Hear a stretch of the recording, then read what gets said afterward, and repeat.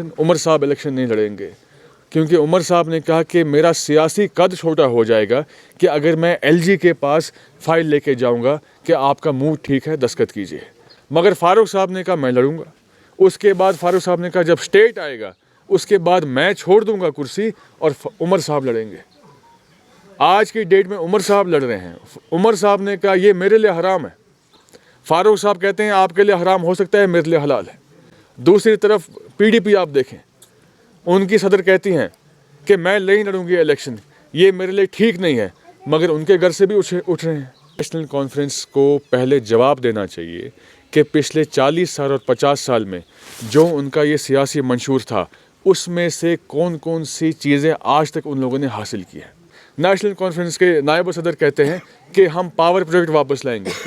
आप सीएम रह चुके हैं, आपके वालिद साहब सीएम रह चुके हैं, आप मरकज़ में वज़ीर थे, तो उस वक़्त क्यों नहीं लाया आपने? क्या ये आपको तभी याद आते हैं जब इक़्तिदार से बाहर होते हैं? जब आप इक़्तिदार में होते हैं तो उस वक़्त आप इन चीज़ों पे काम क्यों नहीं करते? कश्मीर न्यूज़ ब्यूरो और कश्मीर न्यूज़ ब्यूरो के साथ मैं हूं बर ज़ाहिद। इस वक्त हमारे साथ मौजूद है यावर साहब जो कि रफ़ियाबाद कॉन्स्टिट्यूंसी के नॉमिनेटेड कैंडिडेट है अपनी पार्टी के। इनसे हम मुख्तसर सी बात करेंगे आने वाले इलेक्शन के बारे में। यावर साहब शुक्रिया आपका हमारे साथ बात करने के लिए। हमें यावर साहब नेशनल कॉन्फ्रेंस के लिए जब भी उनसे बात करते हैं या पहले मैनिफेस्टो में लिखते वो 370 वापस लाएंगे, क्या आपको लग रहा है कि वापस आएगा 370? देखिए, नेशनल कॉन्फ्रेंस तो बहुत सारी चीज़ें लिखती है। नेशनल कॉन्फ्रेंस को पहले जवाब देना चाहिए कि पिछले 40 साल और 50 साल में जो उनका ये सियासी मंशूर था उसमें से कौन कौन सी चीज़ें आज तक उन लोगों ने हासिल की है। अगर एक तंजीम का मैनिफेस्टो ताकत में रहने के बाद, इक़्तिदार में रहने के बाद भी नहीं बदल रहा तो वो तंजीम आपको धोखा दे रही है। अगर वो इक़्तिदार से बाहर होते और अपने मंशूर में कोई तब्दीली ना लाए तो मैं समझ सकता हूँ, मगर इक़्तिदार में रहने के बाद अपने मंशूर की वो एक भी पॉइंट नहीं पूरा कर पाए तो उनको पहले उसका जवाब देना चाहिए। नया मंशूर शाया करने से पहले तो उसको देखना चाहिए, हमारे लोगों को यहाँ देखना चाहिए। परसों मुझे याद है पार्लियामेंट इलेक्शन में नेशनल कॉन्फ्रेंस के नायब सदर कहते हैं कि हम पावर प्रोजेक्ट वापस लाएंगे। आप सीएम रह चुके हैं, आपके वालिद साहब सीएम रह चुके हैं, आप मरकज़ में वज़ीर थे, तो उस वक़्त क्यों नहीं लाया आपने? क्या ये आपको तभी याद आते हैं जब इक़्तिदार से बाहर होते हैं? जब आप इक़्तिदार में होते हैं तो उस वक़्त आप इन चीज़ों पे काम क्यों नहीं करते? यावर साहब आज आप डोर टू डोर कैंपेन कर रहे हैं, क्या लोगों की क्या रिएक्शन है? गांव के लेवल पे जो आप इश्यूज़ देखते हैं, ये एक आम आदमी को कोई बड़ी चीज़ चाहिए नहीं। एक आम आदमी को अपना ये देखना पड़ता है कि मेरा खाने का स्टोर किधर है, मेरे गांव में या मेरे इस इलाके में सब सेंटर या प्राइमरी हेल्थ सेंटर है, मेरी रोड कनेक्टिविटी कैसी है, मेरी बिजली चल रही है कि नहीं। सबसे बड़ा एक इशू मैं इस वक्त देख रहा हूँ कि जो बिजली का बिल इन लोगों ने इस वक्त बढ़ा दिया है। बिजली का बिल मेरे ख्याल से ये इस वक्त उस मुकाम पे पहुँच चुके हैं, शायद तो इस हुकूमत को समझ नहीं आ रही है कि ज़मीनी हालात आम लोगों के क्या है। इस वक्त इंसान गुर्बत से, आप देखिए इस वक्त ये आम आदमी गुर्बत से घिरा हुआ है और उसके बावजूद ये बिल पे बिल बढ़ाए जा रहे हैं। कि उमर अब्दुल्ला ने कहा था कि मैं असेंबली इलेक्शन में जो है हिस्सा नहीं लूँगा, अब वो गांधरबल से लड़ रहे हैं, आप इसको कैसे देखते हैं? ये कोई मेरे लिए कोई मैं कहता हूँ हैरान कुन बात नहीं है, ये तो होना ही था। देखिए, हम लोगों को अब समझना पड़ेगा कि नेशनल कॉन्फ्रेंस का कॉल और फ़ैल एक नहीं है, मगर बदकिस्मती से हम ये समझ नहीं पा रहे हैं। फारूक साहब ने कहा कि मैं लड़ूंगा इलेक्शन, उमर साहब इलेक्शन नहीं लड़ेंगे क्योंकि उमर साहब ने कहा कि मेरा सियासी कद छोटा हो जाएगा कि अगर मैं एलजी के पास फाइल लेके जाऊंगा कि आपका मुंह ठीक है दस्तखत कीजिए। मगर फारूक साहब ने कहा मैं लड़ूंगा।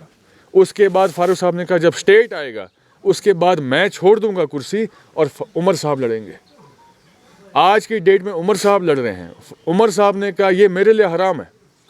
फारूक साहब कहते हैं आपके लिए हराम हो सकता है, मेरे लिए हलाल है।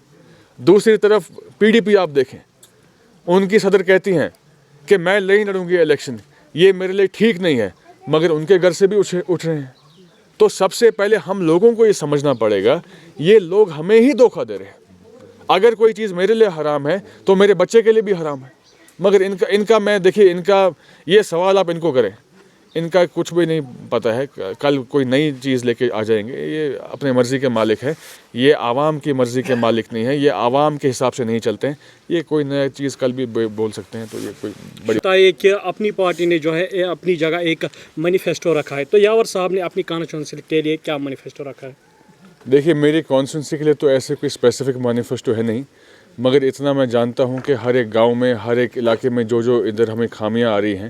نیا علاقہ آیا ہے, بہت بڑا ایک علاقہ آیا ہے زنگیر کا, وہاں ہماری اریگیشن فیسلٹیز کے کافی پرابلم آ رہی ہے, زراعت کا پرابلم آ رہا ہے. اس وقت ہم نے دیکھا کہ جو رفیع آباد, جس کو آپ ارسٹ وائل رفیع آباد کہتے تھے, وہاں زراعت نہیں جلا, کیونکہ دلاور صاحب کے وقت کی ایک اریگیشن اسکیم ہے, ہائی لفٹ اریگیشن اسکیم, اس کی وجہ سے زراعت نہیں جلا. میں چاہوں گا کہ انشاءاللہ تعالی خدا کامیابی دے تو سب سے پہلے زنگیر کے نالے میں ایک اسی طرز پہ ایک ہم ہائی لفٹ اسکیم بنائیں گے, اریگیشن کی اسکیم بنائیں گے, اور ہر ایک گاؤں میں جہاں اریگیشن کا یہ پرابلم آ رہا ہے وہ حل کریں گے. ہمارے یہاں ساتھ ہی ساتھ آپ دیکھیں گے جہاں یہ اس وقت ہم ہیں, اس وقت دالری ڈوگرپورہ میں, اس وقت اگر آپ دیکھیں گے تو یہاں جو علاقہ ہے خوبصورت ہے, بہت ہی ٹورزم کے لیے بہت ہی میں سمجھتا ہوں زرخیز ہے. ہمارا دوسرا جو علاقہ ہے بوسیا ہے, لدو ہے, لاڈورا ہے, ٹورزم کی فیسلٹیز ہم یہاں بنائیں گے تاکہ نوجوانوں کو روزگار ملے.